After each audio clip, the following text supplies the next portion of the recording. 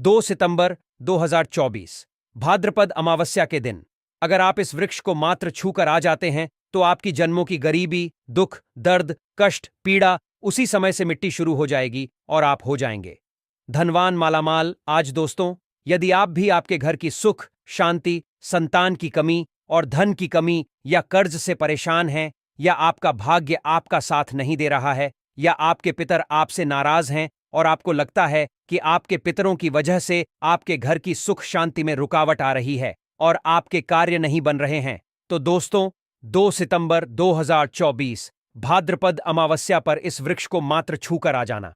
उसके बाद आप देखेंगे कि कुछ ही दिनों में आपकी सभी समस्याओं का हल संपूर्ण रूप से हो जाएगा। दोस्तों, इस बार 2024 का साल बहुत ही दिव्य और दुर्लभ संयोग लेकर आया है और इस बार यह 2 सितंबर को सबसे बड़ी अमावस्या भाद्रपद अमावस्या पड़ने जा रही है। और दोस्तों, इस दिन राजयोग, कालसर दोष के साथ साथ धनलक्ष्मी योग भी बन रहा है, जिसकी वजह से इस अमावस्या का बहुत अधिक महत्व बढ़ गया है। इसीलिए दोस्तों, वीडियो को आखिर तक जरूर देखें और अगर आप भी अपने जीवन में भगवान भोलेनाथ की कृपा पाना चाहते हैं तो वीडियो को लाइक करके कमेंट में हर हर महादेव लिखना ना भूलें। दोस्तों, सनातन धर्म में भाद्रपद अमावस्या का विशेष महत्व है। भादो मास की अमावस्या को कुशोधपाटिनी अमावस्या और कुशग्रहणी अमावस्या भी कहा जाता है। पंचांग के अनुसार भाद्रपद अमावस्या 2 सितंबर 2024 को सुबह जो 5:21 पर शुरू होगी। वहीं इसका समापन 3 सितंबर को सुबह जो 7:24 पर होगा। सोमवती अमावस्या पर स्नान दान सुबह जो 4:38 से लेकर सुबह जो 5:24 के बीच होगा। इसके साथ ही पितरों का श्राद्ध कर्म दोपहर 12 बजे के बाद सूर्यास्त से पहले किया जाएगा। दोस्तों, इस बार भाद्रपद अमावस्या के दिन कई सारे दुर्लभ संयोग बन रहे हैं। इस बार के भाद्रपद अमावस्या के दिन संयोग और संस नामक राज्यों, कालसर्प योग, सर्वार्थ सिद्ध योग, अमृत सिद्ध योग का निर्माण हो रहा है। इसलिए इस दिन का और भी अधिक महत्व बढ़ गया है। दोस्तों, आज की वीडियो में हम आपको एक ऐसी चीज के बारे में बताने जा रहे हैं जिससे उपाय को अगर आप कर लेते तो इस भाद्रपद अमावस्या के दिन तो आपकी किस्मत खुल जाएगी, साथ ही सभी संकटों और कष्टों से आपको मुक्ति मिल जाएगी। और दोस्तों, अगर आप इस दिन इन वृक्षों को छूकर आ जाते हैं जिन पर स्वयं भगवान नारायण वास करते हैं तो आपकी गरीबी तत्काल मिट जाएगी और कैसी भी आपकी मनोकामना हो, कैसी भी आपकी इच्छा हो, अच्छा हो, हर मनोकामना पूर्ण हो जाएगी। दोस्तों, हमारे हिंदू धर्म में वृक्षों को देव स्वरूप कहा गया है और इन वृक्षों में स्वयं भगवान भोलेनाथ और नारायण वास करते हैं। और आज मैं आप लोगों को उन पावन वृक्ष के बारे में बताऊंगा जिनको इस भाद्रपद अमावस्या के दिन छू लेने मात्र से आपकी जन्मों जन्मों की गरीबी मिट जाएगी। क्योंकि दोस्तों, ये ऐसे वृक्ष है जो देव वृक्ष कहे गए हैं या देव स्वरूप कहे गए हैं। दोस्तों, हमारे धर्मशास्त्र में इन पेड़ पौधों को देवता मानकर हम इनकी पूजा करते हैं और हमें इनकी पूजा करनी भी चाहिए, क्योंकि साइंस भी कहता है कि पेड़ पौधे मनुष्य को बिना किसी स्वार्थ के वायु प्रदान करते हैं और सभी प्रकार के जितने भी नकारात्मक चीजें होती हैं उसे अपने अंदर यह स्वयं सोख लेते हैं और हमें ताजगी प्रदान करते हैं। दोस्तों, पेड़ पौधे स्वयं तेज धूप में तपते हैं लेकिन मनुष्य को शीतल छाया प्रदान करते हैं। तो दोस्तों, इस समय कुछ ऐसे पेड़ पौधे हैं जो हमारे धर्मशास्त्र में कहे गए हैं कि इनको छूने मात्र से व्यक्ति के बंद किस्मत के ताले खुल जाते हैं और व्यक्ति का सौभाग्य चमक जाता है। दोस्तों, हमारे धर्मशास्त्र में पेड़ पौधों को बहुत ही गुणकारी कहा जाता है कि अनेक बीमारियों का उपचार पेड़ पौधों में छुपा है, जड़ी बूटी में छुपा है। और भगवान श्री कृष्ण ने गीता में स्वयं कहा है कि वृक्षों में मैं स्वयं पीपल का वृक्ष हूं। इसलिए दोस्तों, पीपल के वृक्ष को वृक्षों का राजा कहा जाता है, क्योंकि पीपल वृक्ष की जो आयु होती है वो सबसे ज्यादा होती है। इसलिए भगवान श्री कृष्ण ने स्वयं कहा कि वृक्षों में पीपल हो। तो दोस्तों, चलिए अब मैं आप लोगों को उन पावन वृक्षों के बारे में बताऊंगा जो कि कल्याणकारी है, जो मंगलकारी है। अगर आप इन वृक्ष को छू लेते हैं इस भाद्रपद अमावस्या, जैसे यहाँ के दिन, तो आपकी गरीबी तो मिटेगी ही मिटेगी, साथ ही आपके जीवन से परेशानियां भी खत्म हो जाएंगी। क्योंकि यह जो पेड़ पौधे हैं या चेतना युक्त हो जाते हैं, यानी कि इस दिन इनमें चेतना आ जाती है। और भाद्रपद अमावस्या, ये दिन स्वयं भगवान विष्णु जी इन वृक्षों में वास करते हैं। इस वजह से इनमें शक्ति आ जाती है और ये पेड़ पौधे जागृत अवस्था में आ जाते हैं। दोस्तों, इस समय इन पेड़ पौधों को मात्र जाकर छूते, खास करके जो देवी स्वरूप कहे गए, यानी मां लक्ष्मी स्वरूप माने गए, भगवान विष्णु जी के स्वरूप माने गए हैं, तो इन पेड़ पौधों को आप ऐसे छूकर आ जाते हैं, तो आपके जीवन की जो परेशानी है, दुख तकलीफ है, कष्ट रोग बीमारी है, जीवन में बहुत बड़ी समस्याएं हैं, सब समाप्त हो जाएगी। तो दोस्तों, आज आप लोगों को कुछ ऐसे वृक्ष के बारे में बताऊंगा जो देव वृक्ष कहे गए। वीडियो को ध्यान से देखना। अगर आज की वीडियो मिस कर दिए तो फिर सारी जिंदगी आपको पछताना पड़ेगा, क्योंकि इस समय भाद्रपद अमावस्या का पावन पर्व है और यह एक ऐसा समय होता है जो बहुत ही कल्याणकारी, बहुत ही मंगलकारी दिन होता है। सभी ग्रहों को एकत्रित करके सभी ग्रहों को सपोर्ट दिलाता है, कुंडली को मजबूत कराता है, गरीबी को समाप्त करता, और आप अपनी आंखों से देखते हैं गरीबी को मिटाते हुए। दोस्तों, मैं जिन वृक्षों के बारे में बात करने वाला हूं, यह सारे वृक्ष आपको आपके घर के आसपास बहुत ही आसानी से मिल जाएंगे। दोस्तों, सबसे पहला जो वृक्ष है जिसे वृक्ष के बारे में मैं बात करने वाला हूं, वह है केले का वृक्ष। जी हां, केले का वृक्ष आपके घर के आसपास मिल जाएगा। इसमें स्वयं भगवान विष्णु जी, मां लक्ष्मी जी वास करती है। दोस्तों, आपको इसे खासकर भाद्रपद अमावस्या के दिन, चाहे गुरुवार के दिन हो, किसी भी दिन आप इस वृक्ष को छुपकर आ जाए तो जीवन के कष्ट मिटाते हैं, तत्काल गरीबी मिटती है और सुख समृद्धि की प्राप्ति होती है। धन वैभव से आपका घर भर जाता है। आपके घर में तेजी से धन आने का स्रोत नजर आने लगते हैं। रुका हुआ व्यापार चलने लगता है। बंद पड़ी किस्मत भी साथ देना शुरू कर देती है और भाग्य आपका 7वें आसमान पर रहता है। बंद किस्मत के ताले खुल जाते हैं। जीवन में सफलता आपको जरूर प्राप्त होती है। कार्य क्षेत्र में भी आपको लाभ होता है। तो दोस्तों, आपको केले का वृक्ष आसपास मिल जाएगा, तो इस वृक्ष को, इस पेड़ को छूकर आ जाए। इसमें स्वयं भगवान विष्णु जी वास करते हैं। केले का पेड़ बहुत ही पवित्र माना जाता है। कहते हैं, केले के पेड़ में अगर भाद्रपद अमावस्या के दिन अगर एक लौटा जल गुरुवार के दिन दिया जाए, हल्दी, चना, किशमिश डालकर, तो जीवन उसमें यश, मान, सम्मान की प्राप्ति और संतान की प्राप्ति होती है। अगला वृक्ष दोस्तों, तुलसी का पौधा। दोस्तों, तुलसी के पौधे को अगर आप छू कर आ जाते हैं तो जीवन के कष्ट मिटते हैं। इसमें भी मां लक्ष्मी का वास होता है।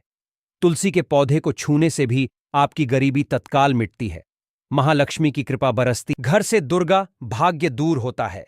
इसीलिए भाद्रपद अमावस्या के दिन पीपल के वृक्ष के साथ साथ तुलसी का पौधा भी आपको घर के आसपास मिल जाएगा, या फिर आपके घर में लगा है, तो सुबह शाम के दिन आप इन्हें छूकर आ जाएं और अपनी मनोकामना जरूर बोल दें। साथ ही अगर बेल का वृक्ष भी मिल जाए तो इसे भी छूकर आ जाए तो बहुत ही लाभ और कल्याणकारी है।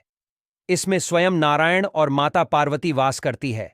दोस्तों, बेल का वृक्ष भी बहुत ही शुभ है और शमी का वृक्ष भी छूकर आ जाए, ये भी बहुत ही शुभ माना जाता है। इसमें भी सभी, साथ ही साथ नीम का पेड़ या फिर आम का पेड़ भी छूकर आ जाए, गरीबी मिट्टी है। अब अगला वृक्ष है दोस्तों, पीपल का वृक्ष। पीपल के वृक्ष में स्वयं भगवान नारायण वास करते हैं, स्वयं भगवान विष्णु जी वास करते और मां लक्ष्मी जी वास करती है। तो भाद्रपद अमावस्या के दिन आपको पीपल के लिए आपके वृक्ष को जरूर छूकर आ जाना है। सुबह या फिर शाम के समय छूकर आए, और जब पीपल को आप छुएंगे तो ओम नमो भगवते वासुदेवाय इस मंत्र का जाप करते हुए छूना है, अपनी मनोकामना बोलते हुए छोड़ देना है। दोस्तों, जो भी आपकी मनोकामना है, नौकरी को लेकर, बिजनेस व्यापार को लेकर, धन को लेकर, कार्य को लेकर, संतान को लेकर, विवाह को लेकर, किसी प्रकार की समस्या शत्रुओं को लेकर हो, तो आपको बस भगवान विष्णु जी के वृक्ष पीपल के सामने ऐसे आपको अनुभव करना है कि वे उपस्थित हैं, प्रकट है, और उन्हीं का स्मरण करते हुए छूकर आ जाना है। तत्काल देखेंगे। 24 घंटे के अंदर आपकी मनोकामना पूरी होगी। बाकी आपकी मर्जी दोस्तों, इतना पावरफुल ये उपाय है। इसको करने से आपके जीवन के दुर्भाग्य दूर होंगे, कष्ट मिटते हैं, जीवन से गरीबी दूर होती है। दोस्तों, पीपल के वृक्ष में वैसे तो सभी देवी देवता निवास करते हैं, लेकिन भाद्रपद अमावस्या के दिन भगवान विष्णु और मां लक्ष्मी स्वयं निवास करने आती है, बैकुंठ लोक से धरती पर। इसलिए पीपल के वृक्ष को जरूर स्पर्श करके आप अपनी मनोकामना बोल देना, तत्काल आपकी गरीबी मिटेगी। आइए दोस्तों, अब जान लेते हैं भाद्रपद अमावस्या के कुछ और जरूरी उपाय और कथा। दोस्तों, भाद्रपद अमावस्या की तिथि का विशेष महत्व स्नान, दान और तर्पण के लिए होता है। शास्त्र अनुसार ऐसा करने से हमारे जीवन में धन, धान्य, सुख, संपत्ति, वैभव, यश और सौभाग्य की प्राप्ति होती है। इस दिन महिलाएं अपने बच्चों की मंगल कामना और उज्ज्वल भविष्य के लिए व्रत रखती हैं। भाद्रपद अमावस्या सत्या को हिंदू मान्यताओं के अनुसार अत्यंत मंगलकारी, शुभदायक और लाभदायक माना जाता है।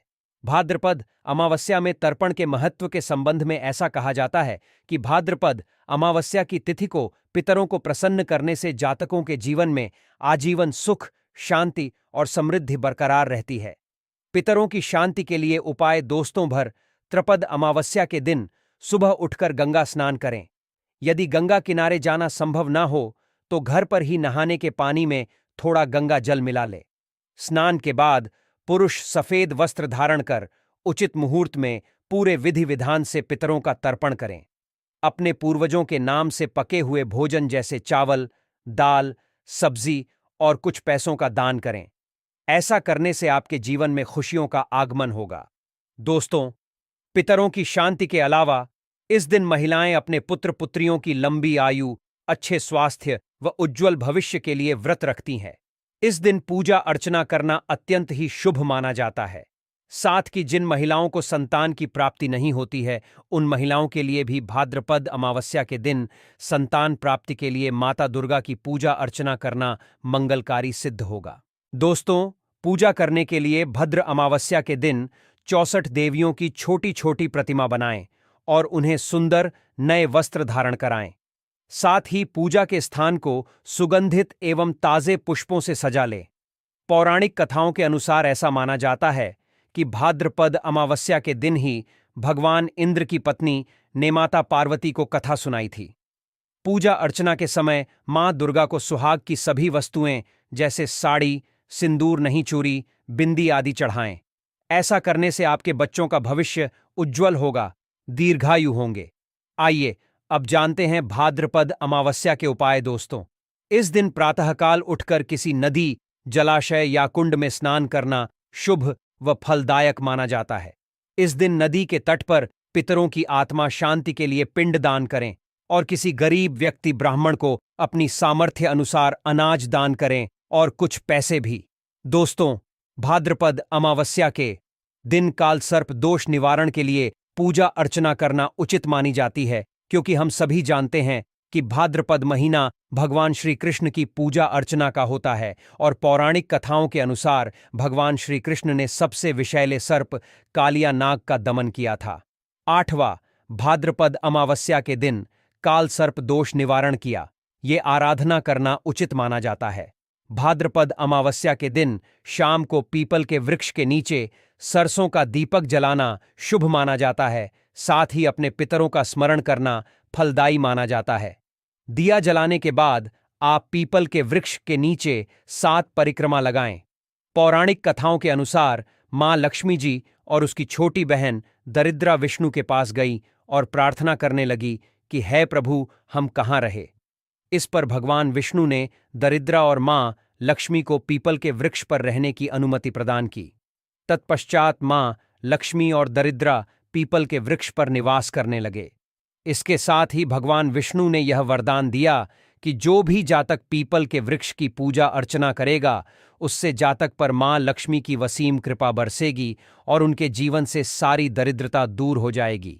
जश पर त्रिदेव का वास भी माना जाता है। साथ ही तुलसीदास जी ने मन की चंचलता की तुलना पीपल के पत्ते के हिलने की गति से की है। दोस्तों, अमावस्या को शनिदेव का भी दिन माना जाता है, इसलिए भाद्रपद अमावस्या को शनिदेव की पूजा अर्चना अवश्य करनी चाहिए, क्योंकि ऐसा कहा जाता है कि श्रेणी के कोप क्रोध से ही हमारे घर का ऐश्वर्य नष्ट होता है। अतः इस दिन हमें शनिदेव की पूजा अवश्य करनी चाहिए, ताकि हमारे जीवन से शनिग्रह के जो भी बुरे प्रभाव है उससे मुक्ति मिल जाए। शनिदेव की पूजा हमेशा पश्चिम की ओर मुख करके शांत मन से करनी चाहिए। पूजा करते समय जातक को काले या नीले रंग का वस्त्र धारण करना शुभ माना जाता है। शनिदेव की पूजा हमेशा सूर्योदय से पहले या सूर्यास्त के बाद ही करनी चाहिए। आइए अब कथा जान लेते हैं। बहुत पहले की बात है। एक परिवार में 7 भाई थे। सभी का विवाह हो चुका था। सबके छोटे छोटे बच्चे भी थे। परिवार की सलामती के लिए सातों भाइयों की पत्नी पिखोरी अमावस्या का व्रत रखना चाहती थीं। लेकिन जब पहले साल बड़े भाई की पत्नी ने व्रत रखा तो उनके बेटे की मृत्यु हो गई। दूसरे साल फिर एक और बेटी की मृत्यु हो गई। सातवें इस साल भी ऐसा ही हुआ। तब बड़े भाई की पत्नी ने इस बार अपने मृत पुत्र का शव कहीं छिपा दिया। गांव की कुलदेवी मां पोलर अम्मा उस समय गांव के लोगों की रक्षा के लिए पहरा दे रही थी। उन्होंने जब इस दुखी मां को देखा तो वजह जानी चाहिए। जब बड़े भाई की पत्नी ने सारा किस्सा सुनाया तो देवी पोलर अम्मा को दया आ गई। उन्होंने उस दुखी मां को मां से कहा कि वह उन स्थानों पर हल्दी छिड़क दें जहां जहां उसके बेटों का अंतिम संस्कार हुआ है। मां ने ऐसा ही किया। जब वह घर लौटी तो सातों पुत्र को जीवित देख उसकी खुशी का ठिकाना न रहा। तभी से उस गांव की हर मां अपने बच्चों की लंबी आयु की कामना के लिए पिठोरी अमावस्या का व्रत रखने लगी। यह व्रत उन सभी महिलाओं को करना चाहिए जिनके संतान हो। इस दिन प्रातः जल्दी उठकर स्नान करें। यदि संभव हो तो किसी पवित्र नदी में स्नान करें। स्नान के बाद सूर्य भगवान को जल अर्पण करें, क्योंकि अमावस्या को पितर